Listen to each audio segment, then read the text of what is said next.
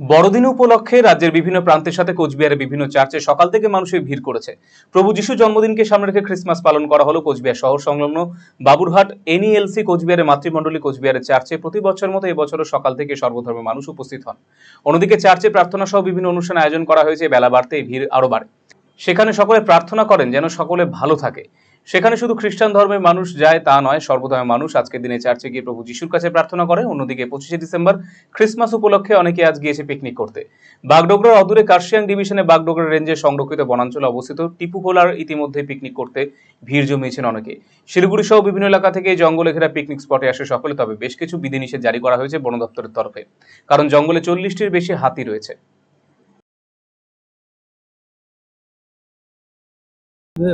আজকে তো সবাই এসছি, এখানে সেজে গুজে এসছি, সব ফ্রেন্ডসরা আসবে, সবার সাথে দেখা হবে।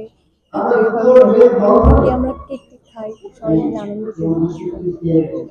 এখান থেকে সারাদিন ব্যাপী তো বিভিন্ন প্রোগ্রাম রয়েছে। হ্যাঁ, এখানেই থাকবো, এখানেই সময়টা কেটে যাবে। এই একটা দিনের জন্য তো সারা বছর অপেক্ষা হ্যাঁ, করি। অবশ্যই একটা দিনের জন্য অনেক দিন ধরে অপেক্ষা করে থাকি। প্রত্যেকবারই এখানে আসা হয়। প্রত্যেকবারই শেষ দিন কিভাবে কাটাচ্ছেন সারাদিন? আজকে শুধু না, কালকে থেকে স্টার্ট হয়েছে আমাদের। কালকে চার্জ ছিল 5টা থেকে, তখন থেকে কালকে থেকে অলরেডি স্টার্ট আমরা শুরু করে দিয়েছি। অনেকদিন আগে থেকেই প্রোগ্রাম স্টার্ট হয়, কিন্তু ক্রিসমাসের দিনটা খুবই স্পেশাল আমাদের কাছে। মানে বাড়ির সবাই মিলে যারা যেখানেই থাকি না কেন, সবাই মিলে একত্রিত হয়ে সবাই মিলে এনজয় করি সারাদিন ব্যাপী কি কি প্রোগ্রাম রয়েছে? সারাদিন চার্চ থেকে বাড়ি যাব, বাড়ি গিয়ে তো খাওয়া দাওয়া আছেই, সাথে আবার আসবো সন্ধ্যাবেলা, বাড়ির সবাই মিলে এসে আবার এনজয় করা হবে। তারপর রাতে কখন ঘুমবো কোনো ঠিক নেই।